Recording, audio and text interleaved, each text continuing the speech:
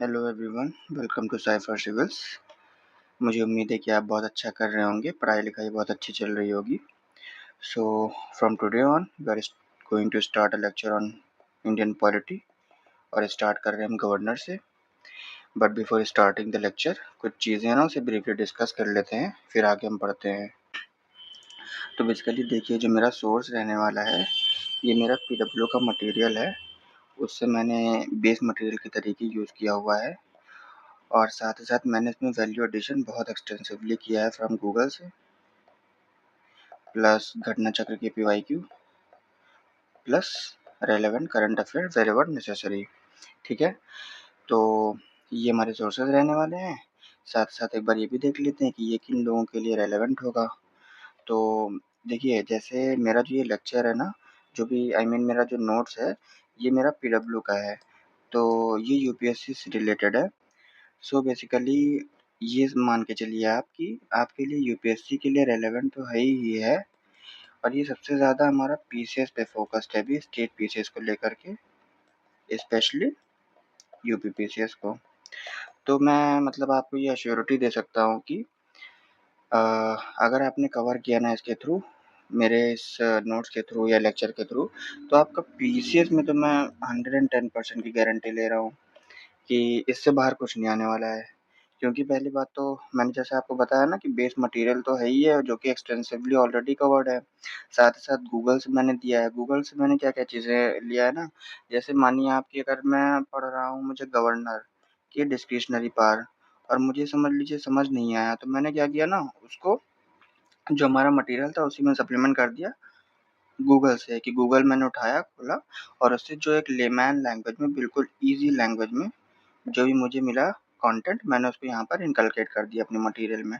ठीक है? तो और साथ ही साथ मैंने घटना चक्र की PYQ, अब देखिए PYQ सारे तो इम्पॉसिबल है कवर करना, और इम्पॉसिबल से मेरा मतलब ये है ना कि क्योंकि इंसान जब भी अब पीसीएस की तैयारी करता है तो घटना चक्र को तो वो सॉल्व ही करता है ऑलरेडी।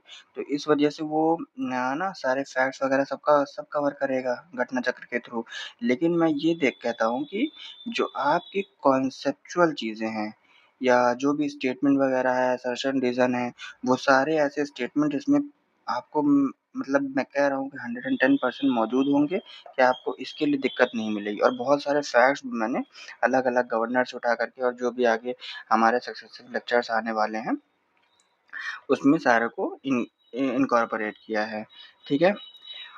ठीक है, चलिए फिर स्टार्ट करते हैं अपने लेक्चर को गवर्नर का। अच्छा, एक चीज़ ये भी देख लीजिए कि मेरी जो ये ड्यूरेशन रहने वाली है ना हर वीडियो की, वो मैक्स टू मैक्स मैं 30 मिनट्स के आसपास ही रखूँगा, उससे कम ही रहेगी, इससे ज़्यादा नहीं जाएगी। ठीक है? तो depending upon the length of chapter हम उसको देख लेंगे। लेट्स से गवर्नर अगर हमारा कवर हो रहा है तो लेट्स से 4 या 5 वीडियो में आ जाएगा, जिसमें हर वीडियो में उसके टॉपिक सब टॉपिक मेंशन होंगे कि इस पर्टिकुलर वीडियो में हमने क्या-क्या टॉपिक पढ़ा हुआ है। ठीक है? ओके, तो चलिए फिर स्टार्ट करते हैं अपने लेक्चर को गवर्नर से। ठीक है? देखिए, सबसे पहले आप सबको मालूम होगा कि जो हमारा पार्ट 6 होता है कॉन्स्टिट्यूशन का, वो स्टार्ट हो जाता है फ्रॉम आर्टिकल 150 से 237 तक का, और ये हमारा 6 चैप्टर्स में डिवाइडेड है। इसमें पहला चैप्टर हमारा जनरल से रिलेटेड है, स्टेट की डेफिनेशन के बारे में बताता है ये, 152 डील करता है। चैप्टर 2 में स्टेट का एग्जीक्यूटिव है, स्टेट में एग्जीक्यूटिव कौन-कौन से होते हैं। अच्छा देखिए, जैसे जो मैं पढ़ाता रहूँगा, मैं बोलता रहूँगा, तो साथ ही साथ आप भी उसको बोलते रहिएगा। अगर मैंने बोला कि बताइए कि स्टेट के एग्जीक्यूटिव में कौन-कौन इन्वॉल्व है, तो अपने दिमाग में प्रोसेस करते रहिएगा कि अच्छा दिमाग आ रहा है, मतलब याद आ रहा है ना, कि गवर्नर है, चीफ मिनिस्टर है, स्टेट का काउंसिल ऑफ मिनिस्टर है, एडवोकेट जनरल है। ठीक है? तो इस तरीके से तो हमारा क्या है, 153 से 167 तक का है। फिर स्टेट का लेजिस्लेचर हमारा 168 से 212 आर्टिकल तक कवर है।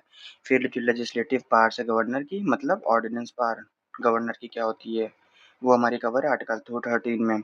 अच्छा, आप तुरंत कमेंट बॉक्स में बताइए कि हमारे प्रेसिडेंट की पहले ऑर्डिनेंस मेकिंग पावर क्या होती है, किस आर्टिकल के अंदर मेंशन है। ठीक है? फिर हमारा हाई कोर्ट आता है, मतलब स्टेट की जुडिशरी, 214 आर्टिकल से लेके 232 तक का, and then finally subordinate court from article 233 to 237। चलिए अभी स्टार्ट करते हैं गवर्नर। अच्छा ठीक है, अभी गवर्नर तो हमारा 153 से स्टार्ट है, तो लेकिन जो पार्ट 6 हमारा है ये स्टार्ट हो जाता है हमारा 152 से ही। ठीक है, जैसे इसमें लिखा हुआ है। तो पहले देख लेते हैं कि 152 ब्रीफली डिस्कस कर लेते हैं कि होता क्या है। तो देखिए 152 पार्ट 6 में मेंशन है, स्टेट का पार्ट है। ये डेफिनेशन देता है, स्टेट की डेफिनेशन के बारे में बताता है। अच्छा मैं इस पे आने से पहले एक बार ये आपको बता दूं कि देखिए हमारे कॉन्स्टिट्यूशन में जो स्टेट है, स्टेट बोले तो राज्य की डेफिनेशन कितनी जगह मेंशन है? 4 जगह। कहाँ कहाँ? Article 12, article 36, 152 and 308। ठीक है, और ये जो ये दोनों डेफिनेशन और ये दोनों डेफिनेशन सेम है। और अब तुरंत बताइए आप कि आर्टिकल 112 क्या है? फंडामेंटल राइट है। 36 क्या है? सोचिए तुरंत। ठीक है, और ये हमारे स्टेट की डेफिनेशन आ जाती है। तो अब बेसिकली इन चारों ही आर्टिकल के थ्रू ये बताया गया है कॉन्स्टिट्यूशन में कि जो स्टेट होता है, जो राज्य होता है हमारे इंडिया का, उसका मतलब क्या होता है। ठीक है, तो सबसे पहले आर्टिकल 12 जो फंडामेंटल राइट में आर्टिकल की डेफिनेशन है वो ये है कि उन सारी चीज़ों को हम स्टेट कहेंगे। कौन कौन सी चीज़ों को स्टेट कहेंगे? Parliament, state legislature, local bodies like panchayat, municipalities. ठीक है, इन सारे इंस्टीट्यूशंस को, अथॉरिटीज को हम क्या कहेंगे? ये स्टेट की डेफिनेशन के अंदर आता है। ठीक है, अच्छा अब ये बताइए, इसके साथ साथ एक अदर अथॉरिटीज भी था ना, अदर अथॉरिटीज भी स्टेट की डेफिनेशन के अंदर इंक्लूड होती हैं 12 और 36 के अंदर। और ये जो हमारी अदर अथॉरिटीज थी, इनको हमारा एक सुप्रीम कोर्ट का केस आता है ना, सोचिए कौन सा केस था? सोचिए जल्दी। जी हाँ बिल्कुल, केस का नाम था ना रमन डी शेट्टी केस। ये कब आया था? 79 में। इसमें क्या कहा था? इसमें सुप्रीम कोर्ट ने अपने जजमेंट देते हुए कहा था इस केस के थ्रू कि अदर अथॉरिटीज में मतलब वो सारी अथॉरिटीज भी हमारी स्टेट की डेफिनेशन के अंदर आती हैं जिनमें लेट्स से गवर्नमेंट का कहीं ना कहीं इन्वॉल्वमेंट है, कहीं ना कहीं गवर्नमेंट उसके स्टेट को कंट्रोल कर रही है। तो ये सारी डेफिनेशन है। ठीक है, हालांकि अब ये 152 जो आर्टिकल है जब हम पढ़ने जा रहे हैं, इसमें स्टेट की डेफिनेशन की सिर्फ बात की जाती है कि इसमें सिर्फ और सिर्फ स्टेट से मतलब है, जस्ट स्टेट्स। अब स्टेट कौन से होते हैं बताइए? जो हमारे 28 स्टेट्स हमारे मेंशन है ना, फ्रॉम उत्तर प्रदेश, वेस्ट बंगाल, छत्तीसगढ़, उड़ीसा, बिहार, आंध्र प्रदेश एटसेट्रा। तो जो हमारे 28 स्टेट्स प्रेजेंट हैं, इन्हीं की डेफिनेशन के बारे में बताती है। मतलब क्या हुआ? मतलब ये हुआ कि जब भी कभी हम फ्रॉम आर्टिकल 152 से 237 तक की बात करेंगे ना पार्ट 6 में, तो क्या होगा कि जब भी कभी यहाँ पर स्टेट का टर्म आएगा तो समझ लीजिएगा कि ये स्टेट की बात कर रहा है, या तो वहाँ पर स्टेट की डेफिनेशन प्रॉपर गिवन होगी। स्टेट की डेफिनेशन से मतलब है कि उस पर्टिकुलर स्टेट का नाम प्रॉपर गिवन होगा कि यूपी, वेस्ट बंगाल एटसेट्रा, या फिर जो है उसमें सिर्फ स्टेट लिखा होगा। तो स्टेट मतलब सिर्फ आप समझ लीजिएगा क्या, ये 20 स्टेट्स हमारे। ठीक है, अब देखिए अब 152 कहता क्या है? 152 सिंपल सी बात करता है कि जो स्टेट होता है वो हमारा जम्मू एंड कश्मीर को इंक्लूड नहीं करता है। However after abrogation of article 370 in 2019 Jammu and Kashmir becomes a union territory, so this exclusion is not relevant now. इसका मतलब ये हुआ कि पहले जम्मू एंड कश्मीर स्टेट था, तो पहले भी हमारा 370 आर्टिकल, क्योंकि जो आर्टिकल 370 होता है ना वो स्पेशल स्टेटस देता है जम्मू एंड कश्मीर को। तो क्या हुआ कि पहले तो जम्मू एंड कश्मीर स्टेट था, लेकिन जब आर्टिकल 370 को हमारा हटाया गया तो हमारा यूनियन टेरिटरी बन गया। तो अब क्या है ना कि अब ये ऑलरेडी हमारा स्टेट की डेफिनेशन में वैसे भी नहीं आता क्योंकि यूनियन टेरिटरी बन चुका है। ठीक है, इसका मतलब यही था इस स्टेटमेंट का। अब फिर मैंने आपको ये बता ही दिया कि टर्म स्टेट 152 हमारा फंडामेंटल राइट से, जो हमारा फंडामेंटल राइट का आर्टिकल 12 या डीपीएसपी का आर्टिकल 36 है, उससे मतलब बिल्कुल नहीं है। ठीक है, अब आर्टिकल 12 सिर्फ, जैसे आर्टिकल 12 हमने आपको बता दिया कि यूनियन स्टेट्स लोकल अथॉरिटीज को करता है, 152 सिर्फ और सिर्फ स्टेट की डेफिनेशन बताता है जिसमें 28 स्टेट्स की बात करता है। चलिए जी, अब पहुंचते हैं हम गवर्नर पे। बेसिकली गवर्नर होता क्या है? देखिए गवर्नर, हमने बात की कहाँ का पार्ट है? पार्ट 6 का पार्ट है, स्टेट का पार्ट है। स्टेट एग्जीक्यूटिव में आता है फ्रॉम आर्टिकल 153 से 162 और स्टेट का एग्जीक्यूटिव किस आर्टिकल से डील करता है? 153 से 167 तक का, जिसमें governor, chief minister, council of minister and advocate general आता है। ठीक है, लेकिन अभी हमें सिर्फ गवर्नर को पढ़ना है, तो पहले गवर्नर देख लेते हैं। अच्छा ठीक है। अच्छा एक चीज़ ये भी देख लीजिए, ध्यान दे दीजिए आप कि जैसे मेरे कुछ मतलब ये मेरा एक्चुअली नोट्स है ना, तो मैंने कुछ चीज़ें जो पहले लिखनी चाहिए थी वो बाद में लिख दी, जो बाद में लिखनी चाहिए थी वो पहले लिख दी। तो आप इस लेक्चर को इस तरीके से देखिएगा जिस तरीके से मैं पढ़ाऊँगा, ठीक है? क्योंकि मैंने कुछ-कुछ चीज़ों को हाफ़-हाफ़ करके लिखा हुआ है कि 2 पेज के बाद लिख दिया है, फिर जो पहले लिखनी चाहिए थी वो मतलब एकदम लास्ट में लिख दिया है। लेकिन मैं पढ़ाऊँगा आपको सिस्टमैटिकली, उससे आप निश्चिंत रहिए, ठीक है? ताकि एक कॉन्सेप्चुअल बिल्डअप हमारा धीरे-धीरे होता जाए। चलिए, हम पहले बात करते हैं कि गवर्नर की कॉन्स्टिट्यूशनल पोज़ीशन क्या है? मतलब जो गवर्नर होता है उसमें उसको कॉन्स्टिट्यूशन में कहाँ पर रखा गया है, ठीक है? तो देखिए जिस तरीके से प्रेसिडेंट होता है हमारा ना, यूनियन का हमारा क्या होता है? नॉमिनल हेड होता है। वैसे ही जो गवर्नर होता है हमारा, वो क्या होता है? स्टेट का नॉमिनल हेड होता है। नॉमिनल हेड मतलब ये हुआ कि जो पावर्स होती हैं, जो रियल पावर और रियल अथॉरिटी एक्सरसाइज़ की जाती है स्टेट में, वो तो चीफ मिनिस्टर के द्वारा की जाती है और गवर्नर सिर्फ़ और सिर्फ़ एक तरीके से डिग्निटी की पोज़ीशन के लिए होता है ना? जैसे सेंटर में जैसे प्रेसिडेंट होता है, ठीक है? अब जो प्रेसिडेंट होता है, इसके पास सिर्फ़ और सिर्फ़ इन्फ्लुएंस होता है, पावर बहुत ज़्यादा नहीं होती हैं, ठीक है? लेकिन गवर्नर जो होता है उसके पास इन्फ्लुएंस और पावर दोनों होती हैं। अब ये कैसे होती हैं, अब ये हम आने वाले समय में अभी आगे देखते हैं, ठीक है? जो हमारी गवर्नर की ऑफ़िस होती है, वो सेरेमोनियल भी होती है और ऑफ़िस ऑफ अथॉरिटी भी रहती है अनलाइक प्रेसिडेंट कि जैसे मैंने बताया थोड़ा-सा एक्चुअली मेरा गला आज खराब है, थोड़ा कोप अप करिएगा। नेक्स्ट टाइम जब सही हो जाएगा तब सही रहेगा, ठीक है? तो जो प्रेसिडेंट होता है ना, वो सिर्फ़ सेरेमोनियल होता है, मतलब उसकी सिर्फ़ डिग्निटी की पोज़ीशन होती है। ऑर्डर ऑफ प्रेसिडेंस होता है हमारा कॉन्स्टिट्यूशन का कि हमारे कॉन्स्टिट्यूशन में किस पर्टिकुलर पोज़ीशन मतलब किस पर्टिकुलर व्यक्ति की पोज़ीशन कहाँ पर है। तो जब भी कभी ऑर्डर ऑफ प्रेसिडेंस की लिस्ट तैयार होती है, सबसे पहले कौन आता है? हमारा प्रेसिडेंट ही आता है। वैसे जब स्टेट की लिस्ट तैयार होती है, तो सबसे पहले हमारा गवर्नर आता है स्टेट में, ठीक है? तो अब ये कहा जा रहा है कि governor can exist and exercises his executive function even in the absence of council of minister. जैसे हम जानते हैं ना कि जो प्रेसिडेंट होता है, वो 42nd अमेंडमेंट के बाद में क्या कहा गया 1976 की जो प्रेसिडेंट होता है वो अगर काउंसिल ऑफ मिनिस्टर मतलब union council of minister present नहीं है, लेट्स से कि हमारी गवर्नमेंट फॉल कर गई है तो मतलब काउंसिल ऑफ मिनिस्टर प्रेजेंट नहीं है, तो उस वक़्त हमारा प्रेसिडेंट जो होगा वो अपना काम नहीं कर पाएगा क्योंकि जो भी काम प्रेसिडेंट करता है वो हमको पता है ना कि हमेशा council of minister headed by PM के एडवाइस पे करता है। लेकिन गवर्नर के साथ ऐसा नहीं है। गवर्नर लेट्स से कि अगर स्टेट का हमारा असेंबली डिसॉल्व भी हो गई, ठीक है? या डिसमिस कर दी गई, तब भी हमारा गवर्नर क्या होगा ना, वो प्रेज़ेंट होगा और वो जो भी हमारा एग्ज़ीक्यूटिव फ़ैसले हैं, वो लेता रहेगा, ठीक है? ये होती है गवर्नर की पोज़ीशन। अब आता है कि गवर्नर को अच्छा डुअल रोल मिलता है।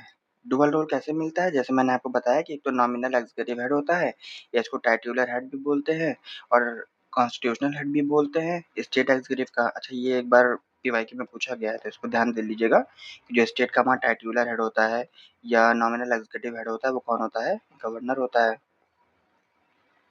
ठीक है? और साथ ही साथ हमारा ये एजेंट भी होता है सेंट्रल गवर्नमेंट का। अब ये एजेंट कैसे होता है सेंट्रल गवर्नमेंट का? वैसे जब ये हमारे और यही बहुत बड़ी कंट्रोवर्सी भी है। अभी आगे हम जब कंट्रोवर्सी को पढ़ेंगे तब समझ में आएगा, लेकिन एजेंट इस तरीके से समझ लीजिए जैसे जब कोई इंसान एजेंट बन जाता है ना किसी भी पर्टिकुलर चीज़ का, तो उसकी अथॉरिटी के अंदर काम करता है। तो वैसे ही गवर्नर एजेंट होता है सेंट्रल गवर्नमेंट का। इसका मतलब ये हुआ कि जो सेंट्रल गवर्नमेंट होती है वो बहुत ज़्यादा कंट्रोल करती है गवर्नर को। इसी वजह से हम आगे आने वाले समय में देखेंगे भी कि जो सेंट्रल और स्टेट के बीच में टसल होती है फेडरलिज्म को लेकर के, इसका मेन रीज़न यही होता है कि गवर्नर जो होता है वो क्या करता है, वो गलत तरीके से स्टेट में अपनी पावर को एक्सरसाइज करता है। ठीक है, देखते हैं कि कॉन्स्टिट्यूशन ने कहीं भी एक्सप्लिसिटली ये नहीं कहा है, मतलब एकदम लिखा नहीं हुआ है प्रॉपर्ली। क्या नहीं लिखा है, ये नहीं लिखा है कि प्रेसिडेंट एंजॉय करता है डिस्क्रिशनरी पावर। डिस्क्रिशनरी पावर मतलब अपने मन से काम करता है। जो प्रेसिडेंट की डिस्क्रिशनरी पावर होती है वो कुछ प्रोविजंस में मेंशन होती हैं। इसी वजह से देखिए मैंने इसमें एडिशन भी किया हुआ है आगे कि अपने मतलब मुझे खुद समझने के लिए मैंने इसे लिखा हुआ था कि that's why president's discretionary power is situational discretion, means president will act on that discretion when such situation or circumstances arises. So president discretionary power is not mentioned in constitution, whereas governor discretionary power is clearly mentioned in constitution. So governor have all three powers, that is constitutional, situational and special. इसका basically मतलब ये हुआ कि कोई भी constitutional provision ऐसा नहीं ना जो ये बताए कि प्रेसिडेंट को एक प्रॉपर हमारी उसकी स्पेसिफाइड डिस्क्रिशनरी पावर है।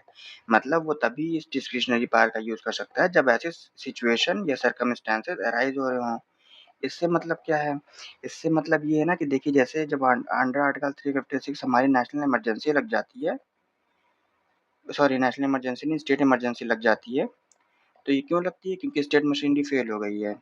अब स्टेट मशीनरी जब फेल हुई है तो क्या हो रहा है ना कि एक ऐसी सिचुएशन अराइज हो रही है कि यार क्या सिचुएशन अराइज हुई कि स्टेट मशीनरी फेल हो गई है, तब ये प्रेसिडेंट के पास अथॉरिटी होती है कि उस पे वो अपनी डिस्क्रिशनरी पावर का यूज करके वहां पर लगा दे प्रेसिडेंट रूल।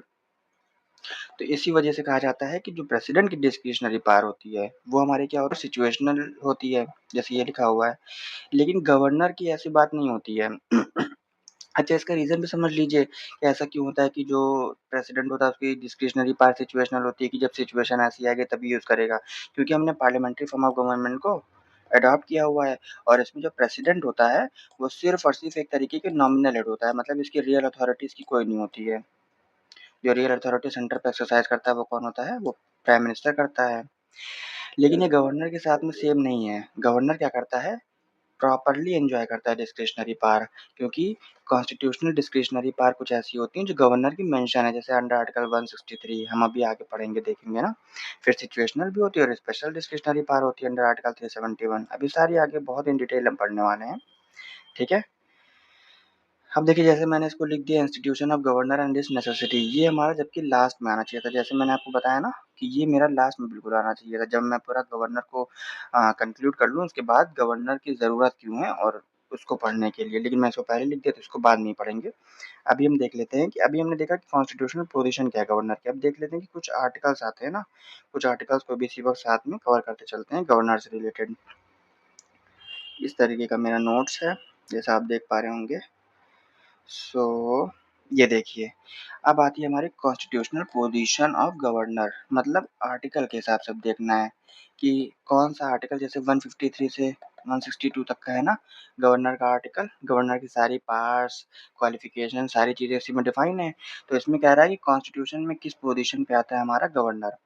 तो जो बहुत इंपॉर्टेंट आर्टिकल है वही है, क्योंकि ऐसे याद करने को तो हम रट्टाफिकेशन 153 से 162 तक करेंगे कि इसके अंदर क्या-क्या प्रोविजंस लिखे हुए हैं, ये हमें बिल्कुल आवश्यकता नहीं है। नेसेसरी चीज़ें वही हैं जो है बार-बार हमारी पीवाईक्यू में पूछी गई हैं, एग्ज़ाम्स में पूछी गई हैं, चाहे वो हमारा यूपीएससी का पीवाईक्यू हो, चाहे वो स्टेट पीसीएस का पीवाईक्यू हो, और ख़ास करके स्टेट पीसीएस में हमारा यूपी पीसीएस पे हमारा स्पेशली फ़ोकस है। ठीक है? अच्छा देखिए कौन-कौन से आर्टिकल है। अब जैसे मैंने आपको बताया ना कॉन्स्टिट्यूशनल पोजीशन वही आर्टिकल के थ्रू मैं आपको डिफाइन कर देता हूँ कि आर्टिकल के थ्रू किस तरीके से। जैसे आर्टिकल 154 में क्या कहा जाता है कि जो एग्ज़ीक्यूटिव पावर होती है स्टेट की वो किसके पास होगी? गवर्नर के पास होगी और वो एक्सरसाइज़ की जाएगी गवर्नर के द्वारा ही या गवर्नर जिसको अपॉइंट करेगा उसके द्वारा एक्सरसाइज़ की जाएगी इन अकॉर्डेंस विद कॉन्स्टिट्यूशन। लेकिन ऐसा नहीं होगा कि कॉन्स्टिट्यूशन के अरीना से बाहर करके करे कि जैसा उसका मन कर रहा है वैसे वो अपने पावर को एक्सरसाइज कर रहा है, ऐसा नहीं होगा। कॉन्स्टिट्यूशन में रह करके एक्सरसाइज करेगा, ठीक है। सेकंड आता है 163 आर्टिकल कहता है कि एक काउंसिल ऑफ मिनिस्टर होगा जिसमें चीफ मिनिस्टर उसके हेड पे रहेगा, मतलब जिस तरीके से हम पढ़ते हैं ना 74 आर्टिकल में कि प्राइम मिनिस्टर हेड पे होगा और यूनियन काउंसिल ऑफ मिनिस्टर उसके नीचे होगा।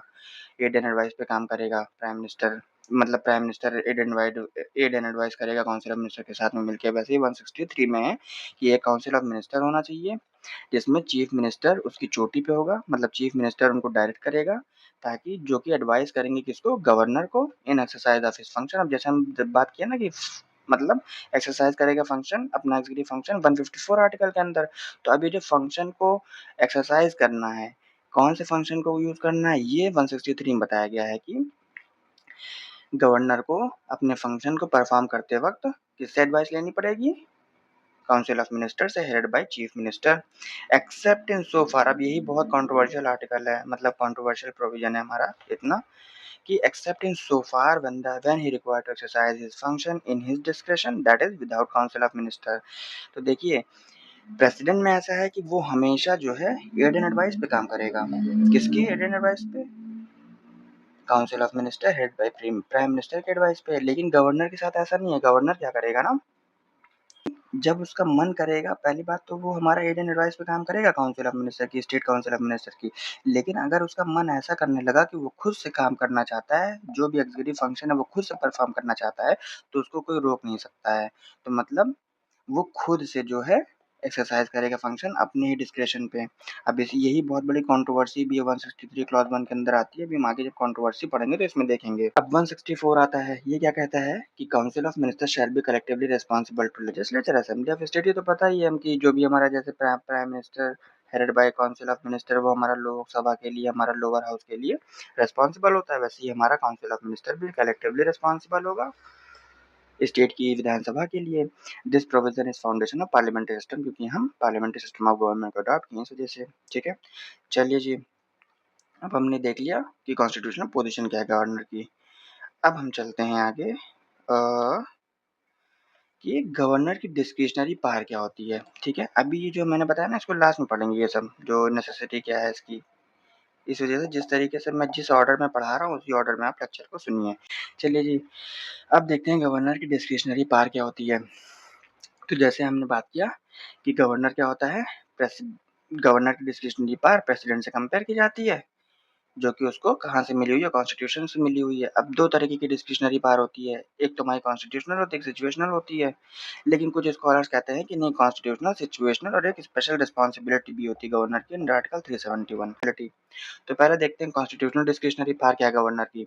तो 163 क्लॉज 1 आर्टिकल कहता है कि गवर्नर जो होगा किसी भी स्टेट का, पहली बात तो मैंने 163 आर्टिकल के अंदर अभी आपको बताया कि वो एड एंड एडवाइस पे काम करेगा काउंसिल ऑफ मिनिस्टर की, हेडेड बाय चीफ मिनिस्टर। ठीक है, लेकिन क्लॉज 1 क्या कहता है, क्लॉज 1 कहता है 163 का कि गवर्नर जो होगा स्टेट का वो एडवाइस पे तो काम करेगा, लेकिन तब नहीं करेगा जब वो अपने मन से काम करना चाहता हो। और साथ ही साथ 166 क्लॉज 3 भी कहता है कि ये गवर्नर की डिस्क्रिशनरी पावर को बताता है कि इसकी डिस्क्रिशनरी पावर कौन कौन सी हैं, किसकी, गवर्नर की।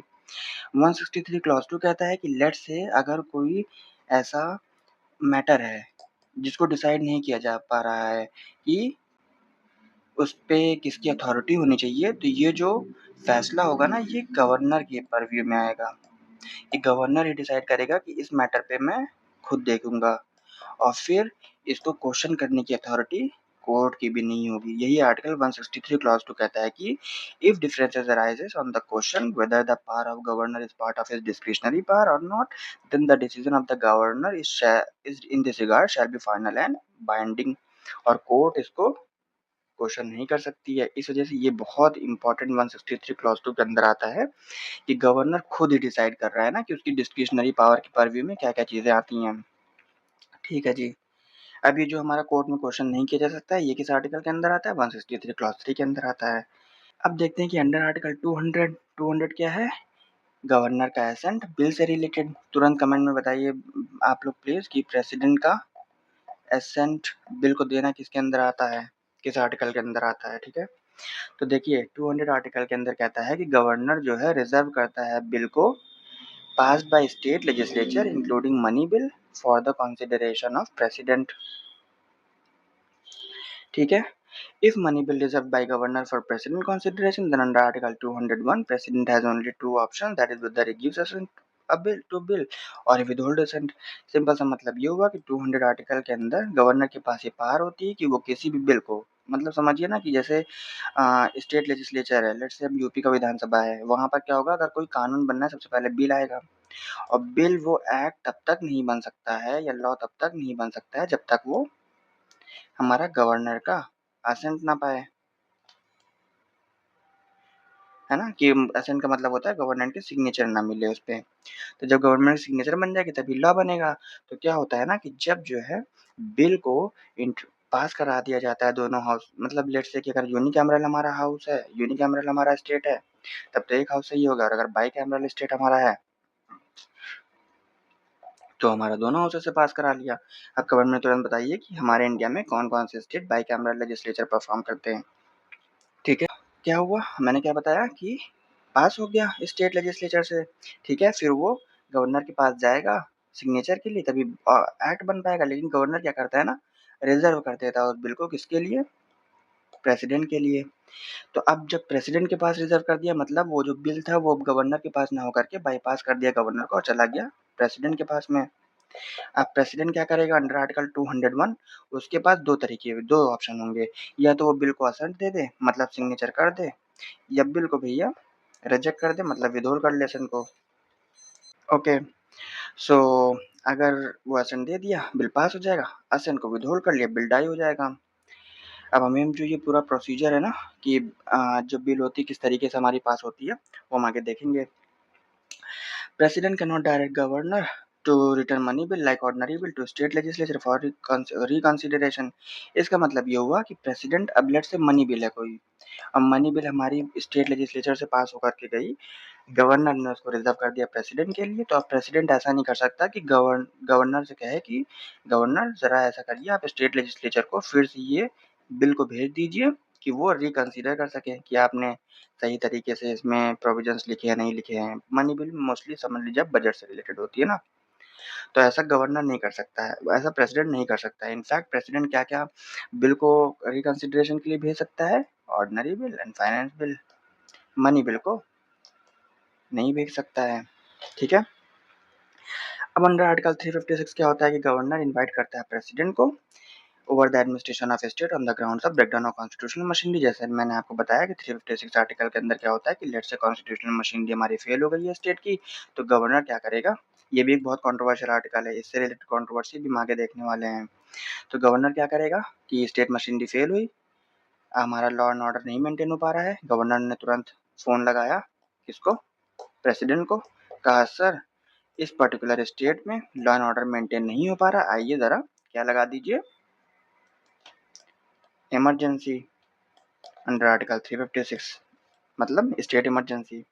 ठीक है, 239 क्लॉज 2 कहता है, जो कि पार्ट 8 में हमारा प्रेजेंट है, कि प्रेसिडेंट में appoint governor as the administrator of union territory and governor can take action at his own discretion. अब यूनियन टेरिटरी में हमारा लेफ्टिनेंट गवर्नर होता है, तो हमारा वहाँ पर गवर्नर होता नहीं ना, लेकिन प्रेसिडेंट के पास में ये पावर होती है अंडर आर्टिकल 239 क्लॉज 2 कि वो गवर्नर को अपॉइंट कर सकता है जहाँ उसके सुटेबल लगे किसी भी यूनियन टेरिटरी में, कि भैया तुम जाओ और उसके एडमिनिस्ट्रेशन को, पर्टिकुलर यूनियन टेरिटरी के एडमिनिस्ट्रेशन को देखो। ठीक है, अच्छा इसको एक बार ये भी देख लेते हैं ना, साइड साइड में मैंने क्या लिखा है, साइड में मैंने लिखा है प्रेसिडेंट के पास में 3 तरीके की वीटो पावर होती है, absolute, suspensive and pocket veto, अभी आगे देखने वाले हैं। और गवर्नर के पास में 4th वीटो पावर भी होती है, मतलब 4 तरीके की होती है, एब्सोल्यूट, सस्पेंशन वीटो तो होती है, साथ साथ हमारी रिजर्व वीटो भी होती है, क्योंकि 201 के आर्टिकल के अंदर क्या कर देता है, ये रिजर्व कर देता है बिल को, सॉरी 200 के अंदर ये रिजर्व कर देता है बिल को, किसके लिए, प्रेसिडेंट के लिए। हमने ये भी सिंपल लैंग्वेज में लिखा है, assent to bill is equal to veto power in president case में 111 के अंदर आता है, गवर्नर में 200 के अंदर आता है, और 201 के अंदर प्रेसिडेंट के पास में वीटो पावर होती है ओवर स्टेट लेजिस्लेशन। अब देखते हैं 6th schedule of constitution, governor of Assam, Meghalaya, Tripura and Mizoram has discretionary power relating to administration of tribal areas like amount payable to by these states to autonomous tribal district council as royalty accruing from licenses for mineral exploration। अब under 6th schedule होता क्या है, देखिए 6th schedule basically क्या होता है ना कि इसमें कुछ पर्टिकुलर स्टेट्स को, नॉर्थ ईस्टर्न स्टेट्स को रखा गया है कि उनको एक स्पेशल स्टेटस दिया गया है कि उनको प्रिजर्व करने के लिए उनका प्रोटेक्शन करना है हमारे कॉन्स्टिट्यूशन के थ्रू 6th शेड्यूल में, है ना। तो वैसे ही गवर्नर ऑफ आसाम की जो 6th शेड्यूल में, जैसे हमने इसको याद किया था एमटीएम के थ्रू कि 6th शेड्यूल में कौन कौन से स्टेट्स आते हैं, असम, मेघालय, त्रिपुरा एंड मिजोरम, तो एमटीएम के थ्रू याद कर लीजिएगा। तो इसमें जो गवर्नर होता है इन 4 स्टेट्स का, इसके पास एक स्पेशल डिस्क्रिशनरी पावर होती है। क्या पावर होती है? कि ट्राइबल एरियाज़ को ये गवर्न करता है, यहाँ के डेवलपमेंट के लिए अच्छा काम करता है। अब ये भी हमने देखिए ऐड कर दिया कि कौन-कौन से हमारे एरिया आते हैं सी शेड्यूल के अंदर। अब देखिए 10 ऑटोनोमस डिस्ट्रिक्ट एरियाज़ आते हैं सी शेड्यूल के अंदर, जो 4 स्टेट में हमारे स्पैन है, जैसे मैंने आपको बताया एएमटीएम, असम, मेघालय, त्रिपुरा और मिज़ोरम में। अब इसमें क्या होते हैं, जिसमें असम में 3 हमारे ऑटोनोमस ट्राइबल एरियाज़ आते हैं, मेघालय में 3 आते हैं, त्रिपुरा में 3 आते हैं, मिज़ोरम में 3 आते हैं। ठीक है, 167 आर्टिकल कहता है कि गवर्नर जो है चीफ मिनिस्टर से पूछ सकता है डे टू डे एडमिनिस्ट्रेशन के बारे में। मतलब ये हुआ कि चीफ मिनिस्टर देखिएगा ना, क्योंकि चीफ मिनिस्टर हमारा एडमिनिस्ट्रेशन और लेजिस्लेशन को देख रहा है स्टेट का। लेट्स से यूपी का हमारा चीफ मिनिस्टर है, ठीक है। तो अब गवर्नर के पास में ये उसकी डिस्क्रिशनरी पावर है जो उसको कॉन्स्टिट्यूशन के थ्रू प्रोवाइड की गई है कि गवर्नर फ़ोन कर सकता है। मैं बहुत सिंपल लैंग्वेज में समझा रहा हूँ, इस वजह से मैं फ़ोन वोन की बात कर रहा हूँ। हालाँकि ये पूरा रिटन होता है, सब लिखाई में होता है, लेकिन हम समझने के लिए ऐसा यूज़ कर रहे हैं। तो गवर्नर फ़ोन करेगा किसको? चीफ मिनिस्टर को, कि भैया ऐसा करिए, आप हमारे अपने स्टेट के बारे में सारी इन्फॉर्मेशन दीजिए कि कैसा क्या चल रहा है, ठीक है। Under convention established in India, governor of state set fortnightly report to president about affairs of administration of state which he prepares in his description. अब जब यहाँ से इन्फॉर्मेशन लेगा, क्योंकि चीफ मिनिस्टर ने बता दिया गवर्नर को कि हाँ सर ऐसी ऐसी बात है, कि हमारा एडमिनिस्ट्रेशन, लेजिस्लेशन, सब कुछ एग्जीक्यूशन, सारी पॉलिसी सब अच्छा चल रहा है। तो आप क्या करेगा, अब अपने डिस्क्रिप्शन पे अपने मन से गवर्नर एक रिपोर्ट तैयार करेगा फोर्टनाइटली, मतलब हर महीने में 2 बार, मतलब हर 15 दिन में 1 बार वो क्या करेगा गवर्नर प्रेसिडेंट को उस रिपोर्ट को सबमिट करेगा और बताएगा कि हाँ इस पर्टिकुलर स्टेट का एडमिनिस्ट्रेशन बहुत अच्छा चल रहा है। अब देखते हैं सिचुएशनल डिस्क्रिशनरी पावर क्या होती है गवर्नर की। सो देखिए, अब सिचुएशन क्या होती है? सिचुएशन मतलब किसी पर्टिकुलर सर्कमस्टेंसेस की वजह से अराइज हो रही है ये डिस्क्रिशनरी पावर, है ना। तो ये हमारी ऑब्वियस सी बात है, अगर सर्कमस्टेंसेस ऐसे हैं तो हर सर्कमस्टेंसेस को कॉन्स्टिट्यूशन में मेंशन तो किया नहीं जा सकता है। इस वजह से ये एक्सप्लिसिटली मतलब प्योरली हमारे रिटन नहीं है कॉन्स्टिट्यूशन में, लेकिन हमारे पॉलिटिकल सिचुएशन की वजह से आते हैं, तो मैंने आपको बताया ही। अब गवर्नर कहाँ-कहाँ सिचुएशनल डिस्क्रिशन का यूज़ करेगा, इसको देख लेते हैं। पहले आर्टिकल 164 आर्टिकल के थ्रू करेगा। कैसे करेगा? क्योंकि 164 आर्टिकल कहता है कि जब भी कभी when he has to appoint a chief minister after no party has clear majority in the election or when the incumbent dies in the office, for example in case of hung assembly। देखिए पहले हम हंग assembly को समझते हैं क्या होती है। Let's say कि हमारा विधानसभा का इलेक्शन हुआ, उसमें 4 पॉलिटिकल पार्टीज पार्टिसिपेट की थी। इलेक्शन का रिजल्ट आने के बाद में कोई भी पर्टिकुलर एक पॉलिटिकल पार्टी हमारी एब्सोल्यूट मेजॉरिटी नहीं पा पाई, मतलब अब क्या होगा, गवर्नमेंट नहीं बन पाएगी। तो इसका मतलब होगा इलेक्शन फिर से होगा? जी नहीं। अगर ऐसा होने लग जाता तब तो स्टेट के जो हमारे फाइनेंसेस होते हैं ना, उसमें बहुत ज़्यादा खर्चा पड़ जाता। इस वजह से इसको बचाने के लिए गवर्नर के पास में 164 आर्टिकल के अंदर ये पावर होती है कि अगर किसी भी पर्टिकुलर पॉलिटिकल पार्टी की मेजॉरिटी नहीं है, ठीक है, या इनकम्बेंट मतलब लेट्स से हमारा पर्टिकुलर चीफ मिनिस्टर अगर हमारा डाई हो गया ऑफिस में, ठीक है, तो क्या होगा कि जो गवर्नर के पास ये पावर होगी कि वो अपॉइंट कर सकता है ऐसे चीफ मिनिस्टर को, या इनवाइट कर सकता है ऐसे चीफ मिनिस्टर को गवर्नर बनाने के लिए, जिससे उसे लगता है कि स्टेबल गवर्नमेंट बनाएगा। तो ये डिस्क्रिशनरी पावर हो गई। So, when he dismisses the Council of Ministers at his discretion on an inability to prove confidence in the state legislative assembly। अब एक इसकी सिचुएशनल डिस्क्रिशन ये भी होता है कि लेट्स से एक ऐसी हमारी सिचुएशन अराइज होती है कि किसी पर्टिकुलर, हम यूपी के कॉन्टेक्स्ट में बात करते हैं कि यूपी की विधानसभा में ऐसा हुआ कि एक नो कॉन्फिडेंस मोशन पास किया गया हमारे पर्टिकुलर गवर्नमेंट के काउंसिल ऑफ मिनिस्टर्स के लिए, जो हमारी गवर्नमेंट इस वक्त रूल कर रही है, और वो नो कॉन्फिडेंस मोशन को पास नहीं कर पाए, कॉन्फिडेंस मोशन को पास नहीं कर पाए, तो क्या होगा कि अब फॉल हो जाएगा गवर्नमेंट का, मतलब काउंसिल ऑफ मिनिस्टर्स को रिजाइन करना पड़ेगा। तो इस ऐसी सिचुएशन में क्या होता है कि ये हमारा कॉन्स्टिट्यूशन में तो मेंशन नहीं है, तो गवर्नर के पास अथॉरिटी होती है कि अगर काउंसिल ऑफ मिनिस्टर्स हमारा कॉन्फिडेंस मोशन पास नहीं कर पा रहे हैं, तब क्या होगा, वो जो गवर्नर होगा डिसमिस कर देगा काउंसिल ऑफ मिनिस्टर को। ये भी एक डिस्क्रिशनरी पावर है, सिचुएशनल डिस्क्रिशन है। फिर थर्ड आता है हमारा when it dissolve the state legislative assembly at his discretion on time when chief minister loses his majority. हमने यहाँ बात किया काउंसिल ऑफ मिनिस्टर्स की, यहाँ चीफ मिनिस्टर की सेम बात है। लेट्स से चीफ मिनिस्टर अपनी मेजॉरिटी को प्रूफ नहीं कर पाया ऑन द फ्लोर ऑफ विधानसभा, तो गवर्नर के पास ये अथॉरिटी है जो कॉन्वेंशन से एस्टैब्लिश होती है। कॉन्वेंशन है कि क्यों, ये हमारा कहीं मेंशन नहीं है कॉन्स्टिट्यूशन में, इस वजह से कि हमारी परंपरा है कि गवर्नर क्या करेगा, अपने सिचुएशनल डिस्क्रिशन का यूज़ करेगा और डिसमिस कर देगा चीफ मिनिस्टर को। चलिए जी, अब लास्ट आता है, इसको पढ़ लेते हैं। स्पेशल रिस्पॉन्सिबिलिटी डिस्क्रिप्शन क्या होता है? मतलब कि हमारी गवर्नर की 371 आर्टिकल के अंदर कुछ हमारे इम्पोर्टेंट मतलब स्पेशल रिस्पॉन्सिबिलिटी दी गई है किसी पर्टिकुलर रीजन को लेकर के। अब कौन-कौन से रीजन है इसको पहले समझ लेते हैं। इसको मैंने शॉर्ट फॉर्म में लिखा हुआ है।